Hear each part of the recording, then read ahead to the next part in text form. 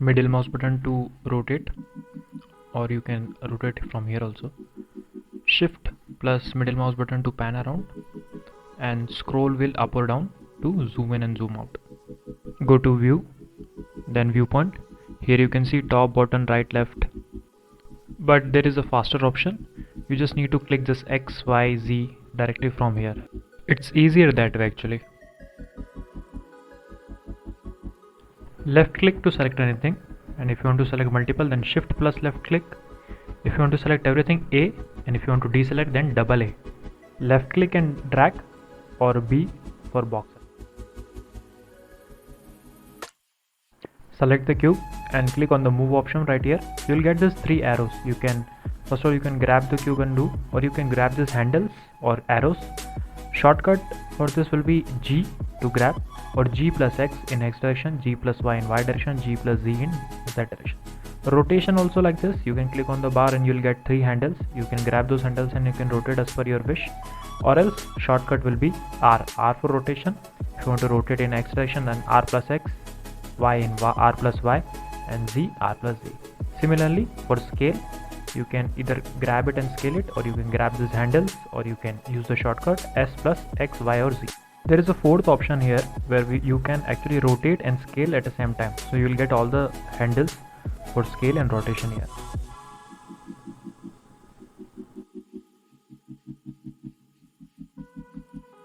If you press Shift plus S, you will get all this command for 3D cursor.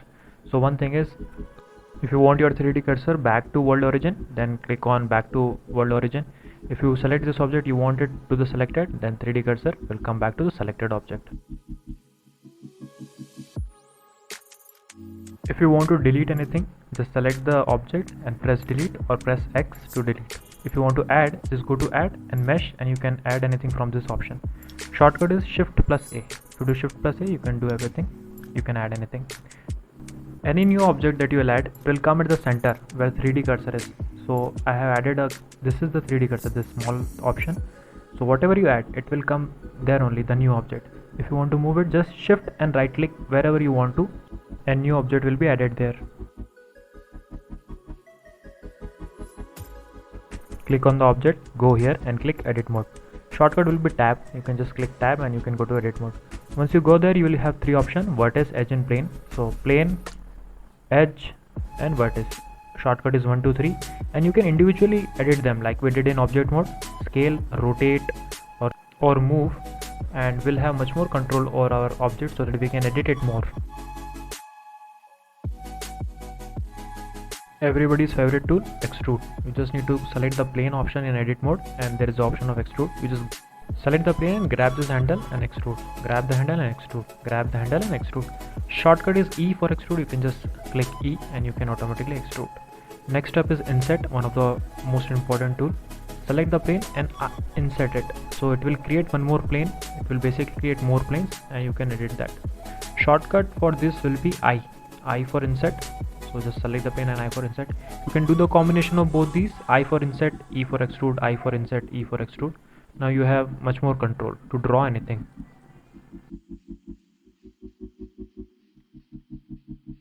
For more visual look, go to the drop down option here. Click on shadow and cavity, increase shadow a little bit, and click here on both and increase ridge and valley. So you'll have the shiny surface of your cube like this. It's shining, the edges are shining.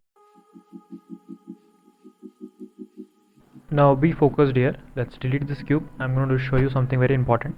Let's add a cylinder. So if I add a cylinder, you will see here an option on the left corner.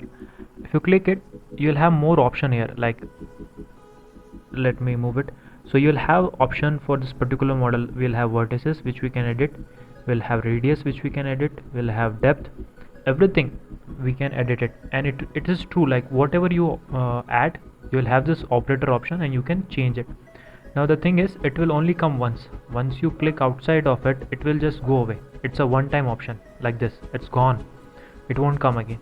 Now if I move this cylinder little bit here, and if I add a new cylinder, it will remember the last properties. We'll have the exactly same cylinder like this. So, and look at here, we have the option available now, operator option. We can again change it from here to whatever our requirement is. So we can again change the vertices, radius, depth, and it is true for anything. Whatever you add, whether it's cube, cone, sphere, or anything, you will have this option and you can edit it and you can play with it. Next up is bevel option. You can click this icon of bevel, you can select this edge and you can just pull this handle. So you will have this operator option, you have multiple options. You can change the width of the bevel, you can increase the segments, you can also change the shape by moving the slider up and down, and there are few more options here. So like this you can do it, but we'll see this in advanced tutorials. But right now this is the basic form. Now we can also do the custom thing. If you pull this here and if you go and if you increase the segment like this, let's say 5, if you go to custom, we have few presets like this. We have stairs and this kind of shapes.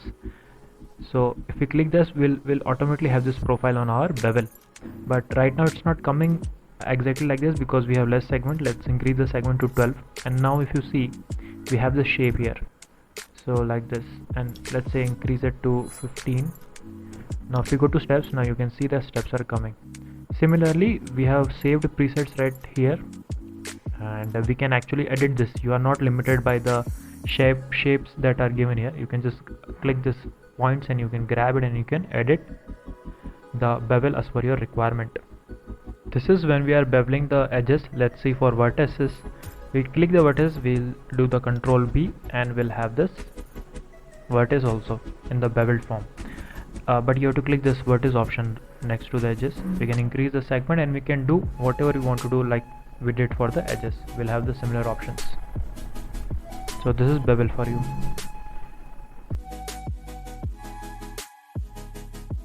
Next up is loop cuts, very important. You bring the cursor near the edges of any object, so you will have this loop cut. So basically what loop cut does is it creates more faces. Now like this, so we'll have more faces depending upon our requirement. We can have many loop cuts. Once you click it, you can actually drag it. So you just click it and you can drag it.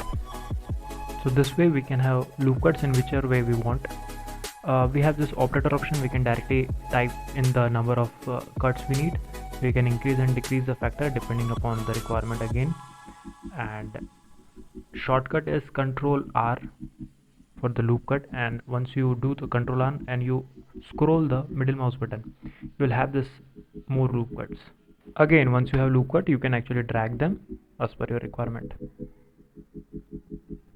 Knife cut is similar to loop cut actually. We can actually draw it depending upon whatever design we need. So we can actually draw it on the spaces and then later we can edit them. So you just click it, drag it, and now these planes are ready for more operations. Spin tool is very interesting tool. In the edit mode, you just click the spin tool, you will have this handle here.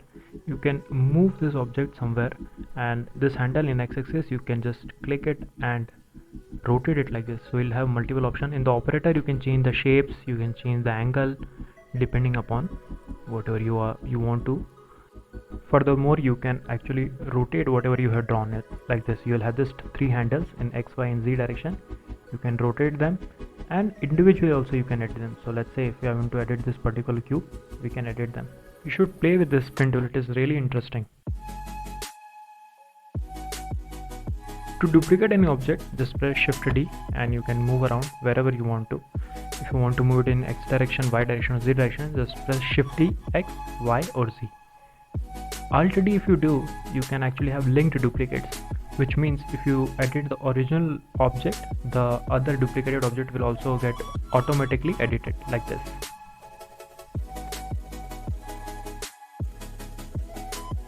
If you want to parent any object, select the kids first and then the parent, then press Ctrl P and object.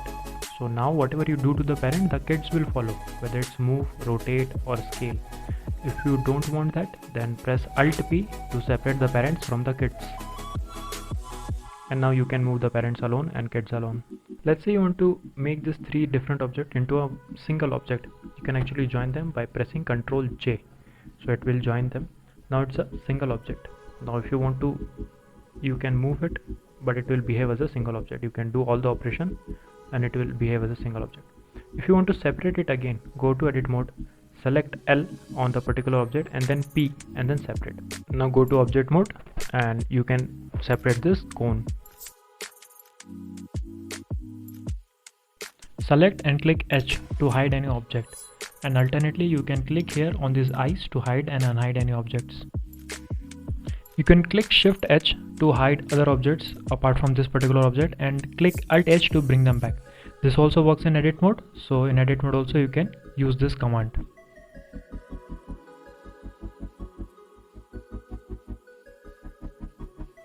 Select a group of objects and right click and move to collections. Now you can name this collection, let's say CYL for these 3 cylinders, and you will see them here. Now you can edit them, you can hide them, unhide them, so you can work on this particular group. Similarly, you can move this cone to a different collection and you can edit them. This is very important for complex projects. Let's learn about the modifiers. Here, if you see this blue color wrench, you click here, you will see this many modifiers here. We'll start with array modifier. Basically, this modifier duplicates any object. You can click the increase the count. You can change the relative offset by changing this x, y and z values. So if I change y, it will move in x and y direction, and if I change the z direction, it will change in x, y and z direction in a 3D space. Similarly, we have this, if you uncheck this and check this constant offset, we'll have the constant offset. Similarly, like we had relative offsets, so we can change and play around with the number of x, y and z. The third option is object offset here. So this basically follow a path. I have shown many reel here. I'll add one more reel here to show how to do that. Oh, by the way, in relative offset, these objects are linked actually. So if you edit the main object, the original object, other objects will also have the same effect like this. So I'm editing the main cube and all the other cubes are having the same effect. Now once you are happy with your operation, you can hit apply and this will be permanent now. I'm going to remove the top face of this cube and now I'm going to apply a modifier called as solidify modifier. So if with name itself it's clear that it can give thickness or solidify any object. We have option to increase or decrease the thickness here. We can change the offset. We can check and uncheck this rim option also, which will give this effect. So rest everything is, let's look at them afterwards, but right now, as of now, this is the solidify modifier. It gives thickness basically, and you can hit apply. Let's see bevel modifier. So it's similar to the bevel option only, it's just that it's not destructive. So right now we can increase the amount, we can change the width type, we can increase the segments. So right now if you can see, if I increase the segment and decrease the segment, this is the effect it will have. If I go to vertices, it will bevel the vertices. That's all. Very important, very useful. Let's add a monkey here. This monkey is called as Suzanne. So right now we're going to apply subdivision surface modifier. So subdivision, what it does is it increases the number of surfaces on any object like this. So we can increase the level to increase the surfaces, but I just want to tell you that don't overdo it because your PC might not be that strong to take it. Now once you are happy with that, you can go to edit mode also and you can change it. We have the 3 options: vertices, edge and plane. We can play around it, and once we are happy with our final object, we can hit apply, and that's all.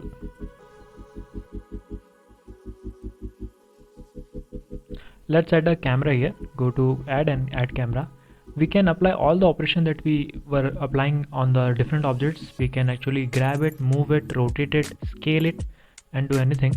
So now you can click here in this small camera option to actually capture the image. So if you click it, you can capture the image. You can also move the monkey, scale it, adjust it according to our frame. And if you want to capture the current view, you just have to click Ctrl, Alt and 0. So Ctrl, Alt and 0, you can capture the current view. Or else there's a second method. You can go to view, you can click on camera, and there will be this option to capture the current view. Now we also can edit camera properties. You just have to go to this green option, and there are many options here. Let's give material to this monkey. go to this material properties, add new. Here there is option of preview. You can see the preview of whatever you're doing. Now there's option of base color and many things. So from this base color you can give the color. Right now you cannot see anything because we are in object mode. If this is the material preview mode and this is render mode. For render mode we need light, otherwise we can't see it. So let's add lights. If you click on this light, we'll have light option also, and we can increase the strength of lights and other properties as well. We can even bring a sun also. So in render mode we can see light. In material preview mode we'll have this HDRIs. Basically these are the environments which will reflect light and will have the effect of light based on that. Let's go back to render mode and bring it closer. We can add light from add and light. There are many options. Alright, let's go back and change the color of this monkey again. So we can change this color, and for light brightness we can increase and decrease also. Let's go to edit mode. Let's say if you just want to edit a particular portion of this monkey, you can select this monkey, go hit this plus icon and then assign. Once you assign it, you can give a new material, click on new, and you can give the new color. Like whichever color you want, you can move it. If you want a black color, then see right now it's showing blue, but if you want black, because it's not here, grab it and bring it down, so you'll have black from there. Alright, now we have this final image. Click on camera, we'll have this frame. We'll go to output properties. In output we can change the resolution, we can change the aspect ratio, and we can change the file format also. Right now it's in PNG, we need it in PNG. In the render properties we have so many options. Right now the render engine will be EV, and there are many other options, film, shadow, bloom. This all will look in some different advanced tutorials, but for the basic tutorials you just need to go to here, render, and render image. So once you click there, this is our final image that we have rendered right now. And you can go to image, you can see the details and everything. You can go to image and you can click on save as image, save as, and you can say, you can give it a name and you can save it. As you can see, this is not a detailed tutorial, not an advanced tutorial. This is absolutely beginner tutorial, so that you can kickstart your Blender journey. I bring the most complex concepts of Blender into a 30-second, 60-second or 90-second video tutorial. You can consider subscribing if you like this tutorial, and I have many different variety of tutorials on my Instagram page, which is Blender Simplified. I'll put a link in the description. I have few surprises for you, so you must definitely consider following me on my Instagram page. And moving forward, if you want more such tutorials on YouTube or more detailed tutorials, let me know in the comments. If I get 1000 like, I will definitely consider doing another tutorial. So let me know in the comments how you like it, what you feel about it, what you want to learn more, and I'll definitely make more tutorials on that. Thank you very much for watching this.